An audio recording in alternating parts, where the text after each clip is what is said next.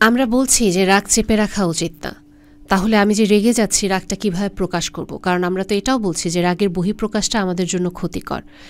সেই ক্ষেত্রে রাগটা আসলে যদি আমরা বলি যে হেলদি স্ট্র্যাটেজি কী হবে, আমি কিভাবে এটাকে এক্সপ্রেস করব, এই জায়গাটায় আমি অলওয়েজ বলি যে XYZ ফর্মুলা। এক্স ফর পুরো ঘটনাটা, ওয়াই ফর আপনার ইমোশন, জেড ফর আপনার সলিউশন।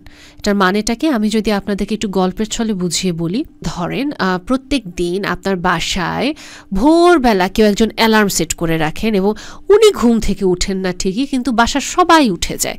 এরকম একজন সদস্য আমাদের বাসায় সবসময়ই থাকে। আপনি হোস্টেলে থাকেন, বাসায় থাকেন, যেখানেই থাকেন, এবং আপনার এর ফলে প্রচণ্ড রাগ উঠে যায় যে কেন এরকম এত জোরে এরকম ঘটনাটা ঘটবে।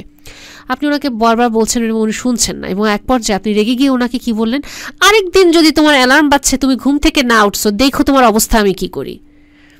আপনি এক্সপ্রেস করেছেন, খেয়াল করে দেখেন। আপনি এক্স ফর ঘটনা, আরেকবার যদি তোমার অ্যালার্ম বাজছে এবং তুমি যদি এটা বন্ধ না করছো, আপনি সলিউশনও দিয়ে দিয়েছেন, দেখো তোমার আমি কি করি। আপনি একটা থ্রেড দিয়ে দিলেন এবং আপনার ইমোশন ওটা আপনার গলার স্বরে প্রকাশ পেয়ে গিয়েছে। সো এই জিনিসটাই, এই কাজটাই আমরা করব, কিন্তু একটু মডিফাইড ওয়েতে। যদি আপনি ওনাকে বলেন যে তোমার অ্যালার্মটা বাজে কিন্তু তুমি এটা লক্ষ্য করো না, এবং এর ফলে আশেপাশে সবার ঘুম ভেঙে যায়, যেটা খুব বিরক্তকর, বা আমার কোনো কাজ থাকলেও আমি রাত করে ঘুমলেও ঘুমটা ভেঙে যাচ্ছে, যেটা আমার জন্য কষ্টকর হচ্ছে, এবং এই কাজটি তুমি গত 1 সপ্তাহ ধরে করে আসছো, এবং এর ফলে আমি যথেষ্ট বিরক্ত হচ্ছে এবং এটা আমার রাগে পরিণত হচ্ছে, এবং খুব ভালো হয় এরপর থেকে আমি তোমাকে ডেকে দেব, বা আমরা অল্টারনেট এক একজন দায়িত্ব নিচ্ছি, তোমাকে আমরা ডেকে দেব, তুমি অবশ্যই উঠতে পারবে, কারণ অ্যালার্ম দিয়ে তো তুমি এমনিতেও উঠতে পারছো না। এই যে আপনি ঘটনাটি বললেন, একই জিনিস, আপনি পুরো ঘটনাটি বলেছেন, আপনি ওনাকে আপনার ইমোশনটা বলেছেন এবং আপনি একটা ফলাফল দিয়েছেন।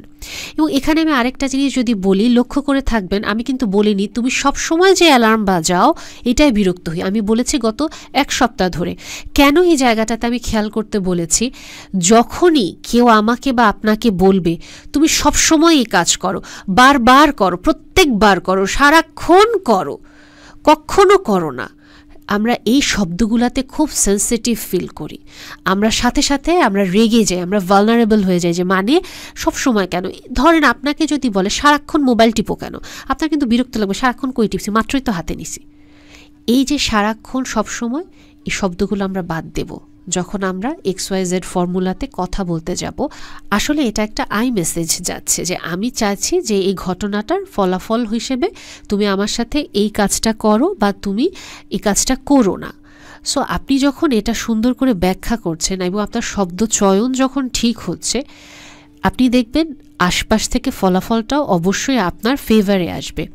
এখানে একটা জিনিস লক্ষ্য রাখতে হবে, আমরা যখনই কথাগুলো বলতে যাই, শুরুর দিকে আমাদের যেটা হয় চোয়াল শক্ত হয়ে যায়, আমাদের হয়তো মুখটা কঠিন হয়ে যায়, বা আমরা আসলে বলতে বলতেই খুব রেগে যাই।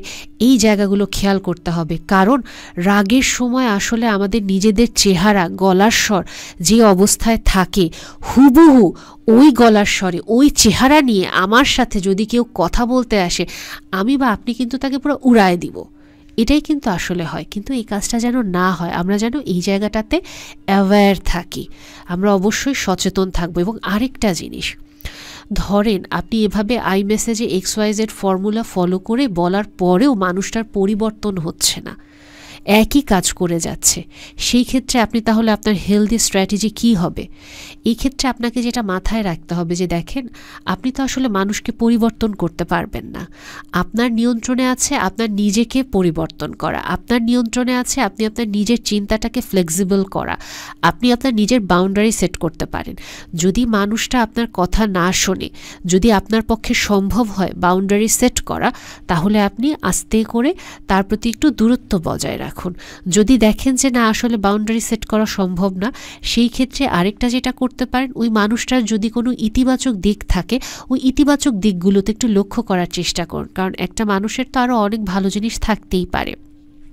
এবং আরেকটা যেটা আপনি করতে পারেন, যেটা ওই মানুষটা অ্যাকচুয়ালি টক্সিক এবং আলটিমেটলি ওকে বললেও সে শুধরাবে না, সে খুবই ইনসেনসিটিভ এবং আমি আসলে ওর ভালো দিক খুঁজেও পাচ্ছি না, কিছুই পাচ্ছি না এবং আমার খুব ভালনারেবল ফিল করি ওর এইসব ব্যবহারে এবং আমার খুব কষ্ট হয়ে যায়।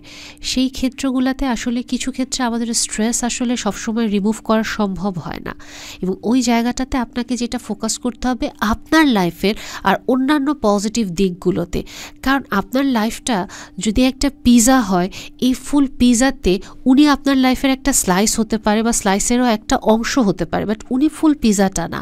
কিন্তু আপনি যদি শুধুমাত্র ওনাকে ফোকাস করে থাকেন তাহলে আলটিমেটলি যেটা হবে আপনার মনে হবে আপনার জীবনটাই খারাপ, কারণ আপনার ফুল ফোকাসটা ওদিকে। সো আপনার পিৎজার অন্যান্য সেক্টরে আপনি ফোকাস করছেন না, আপনার লাইফটা ইমব্যালেন্স হবে এবং আস্তে আস্তে আপনার মনে হতে থাকবে ওই যে চিন্তাটা, জীবনটা খারাপ এবং এটা থেকে আপনার ফ্রাস্ট্রেশন, ওটা থেকে আপনার ইমোশন আসবে এবং আপনি আলটিমেটলি আপনিও একজন রাগী টক্সিক মানুষে কনভার্ট হবেন। ঠিক যেই মানুষটাকে অপছন্দ করছেন আস্তে আস্তে তার মতোই হয়ে যাবেন।